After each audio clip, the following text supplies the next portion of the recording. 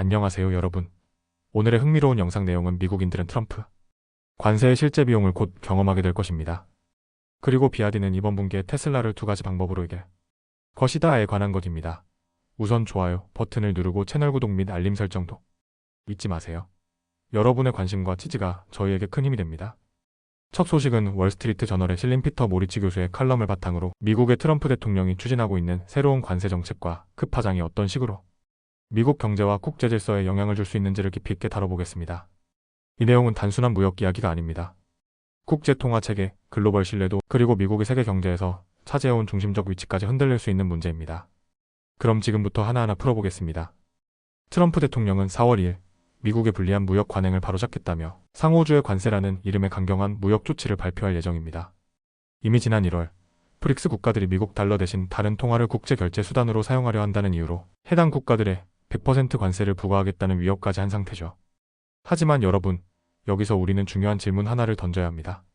과연 브릭스 국가들을 탓할 수 있을까요? 미국은 2차 세계대전 이후 줄곧 안정적인 국채와 강력한 법치를 기반으로 세계 각국의 중앙은행과 기업, 투자자들에게 신뢰를 주며 국제 통화 시스템을 이끌어왔습니다. 그 중심엔 미국 달러가 있었죠.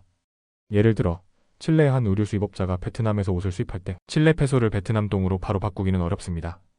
그래서 중간에 미국 달러가 사용됩니다. 글로벌 금융망인 스위프트 시스템을 통해 칠레 은행은 미국 은행을 거쳐 달러를 사고 그 달러로 다시 베트남 동을 사서 결제를 완성하는 방식입니다. 실제로 전 세계 중앙은행 외환 보유액의 약 58%가 달러입니다.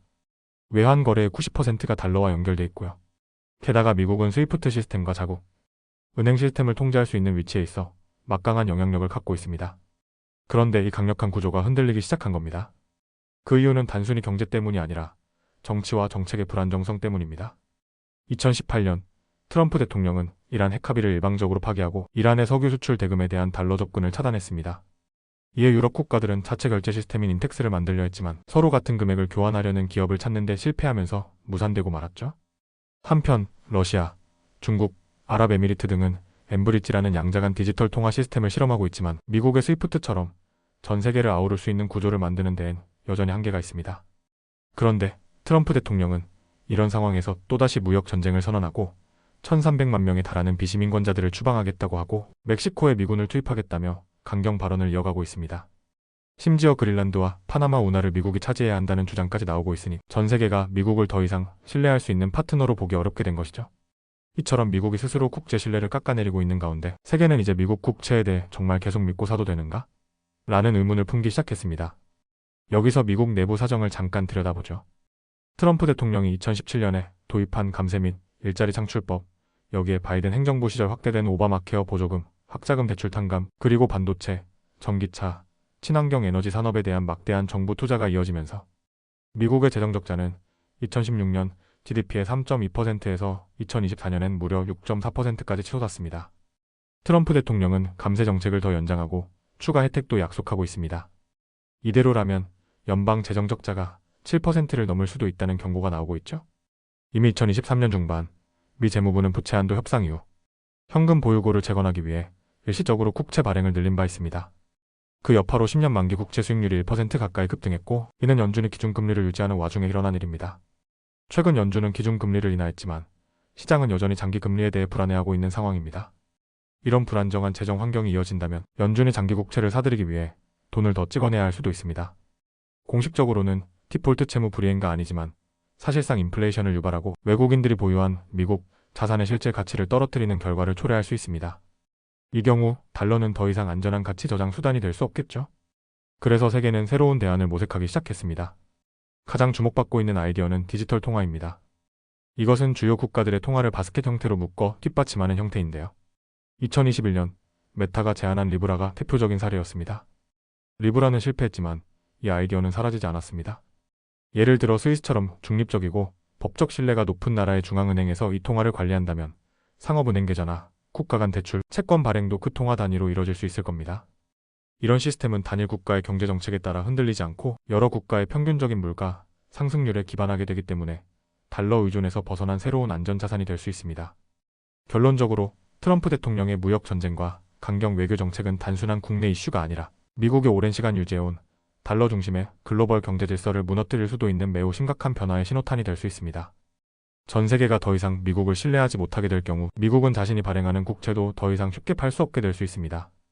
그리고 그 결과는 미국 경제뿐 아니라 전 세계 금융시장에까지 파장을 미칠 것입니다. 다음 소식은 월스트리트 저널의 전기차 시장 관련 소식을 바탕으로 중국의 대표적인 전기차 기업 비아디가 어떻게 테슬라를 압도하고 있는지를 짚어보겠습니다. 이번 내용은 단순히 한 분기 실적을 비교하는 수준을 넘어서 세계 전기차 시장의 판도가 어떻게 바뀌고 있는지, 그리고 테슬라의 브랜드 이미지가 어떤 위기를 맞이하고 있는지를 통찰할 수 있는 중요한 시사점들을 담고 있습니다. 그럼 지금부터 시작하겠습니다. 4월 1일 비아디는 놀라운 분기 실적을 발표했습니다. 2025년 3월 한 달 동안 순수 전기차만 16만 6천여 대를, 전체 승용차는 무려 37만 1천여 대를 인도했다고 밝혔습니다. 이 수치는 작년 같은 달보다 약 23% 증가한 것이며 순수 전기차만 따졌을 때도 19% 증가라는 고무적인 성과입니다. 특히 눈여겨볼 점은 1분기 전체 전기차 판매량이 약 41만 6천 대에 달해 작년보다 39%나 증가했다는 사실입니다. 이 정도 실적이면 테슬라를 또 한 번 앞지르기에 충분합니다. 테슬라는 같은 분기 약 37만 8천 대를 인도한 것으로 예상되는데요. 이는 전년 대비 2% 감소한 수치입니다. 이렇게 되면 비아디는 2분기 연속으로 테슬라를 제치고 전기차 판매 세계 1위 자리를 지키게 되는 셈이죠. 게다가 비아디는 발표 타이밍에서도 테슬라보다 한 발 앞섰습니다. 비아디는 4월 1일 아침 실적을 공개한 반면 테슬라는 하루 늦은 4월 2일에 발표할 예정입니다. 시장의 주목을 선점하는 전략에서도 비아디가 유리한 위치를 차지한 것입니다. 이처럼 탄탄한 실적에도 불구하고 비아디의 주가는 해외 시장에서 약간 하락했습니다. 화요일 해외 거래에서는 약 1.7% 하락했는데요. 이는 실적 자체가 나빠서가 아니라 이미 주가에 반영된 기대감이 컸기 때문입니다. 실제로 비아디 주가는 2025년 들어 지금까지 약 45% 상승해 있습니다. 주식시장이 미래를 반영하는 구조라는 점을 고려하면 이미 실적은 시장이 어느 정도 예측하고 있었다는 뜻이죠. 반면 테슬라의 상황은 다소 복잡합니다. 테슬라 주가는 올해 들어 약 36% 하락했습니다. 그 이유 중 하나는 예상보다 낮은 납품 실적입니다. 연초에만 해도 월가에서는 테슬라가 1분기에 47만 대 가까이 납품할 것이라고 기대했지만 실제 수치는 그보다 한참 낮을 것으로 보입니다. 여기에 미국과 유럽에서의 판매 부진도 테슬라에 악영향을 주고 있습니다. 특히 앨런 머스크의 정치적 행보가 문제로 떠오르고 있는데요. 환경 보호를 중시하고 진보적 성향을 가진 기존 테슬라 구매자들이 그의 정치적 발언에 실망의 등을 돌리고 있다는 분석이 나오고 있습니다. 또한 테슬라의 대표 모델인 모델 Y는 최근 업그레이드를 앞두고 있습니다. 이로 인해 소비자들이 새 모델을 기다리면서 기존 차량 구매를 미루는 공기, 주머니 현상이 발생한 것도 한몫했습니다. 하지만 흥미로운 점은 이런 불확실성 속에서도 테슬라 주가는 화요일 하루 동안 3.6% 상승했습니다. 이는 다음날 발표될 납품 실적에 대한 반등 기대감 때문입니다. 반면 미국 주요 지수는 소폭 상승하거나 보합세를 보였죠. S&P 500 지수는 0.4% 올랐고 다우존스 산업지수는 거의 변동이 없었습니다. 정리하자면 비아디는 양적인 측면과 시장 타이밍, 성장세에서 테슬라를 앞서가고 있습니다. 반면 테슬라는 브랜드 이미지와 정치적 이슈, 그리고 제품 주기의 전환기에 놓여 있어 잠시 주춤한 상태입니다. 하지만 시장은 살아있는 생물입니다. 비아디의 상승세가 계속될지 테슬라가 다시 반등할지는 향후 몇 분기 실적과 글로벌 시장 반응에 달려 있습니다. 오늘은 여기까지입니다.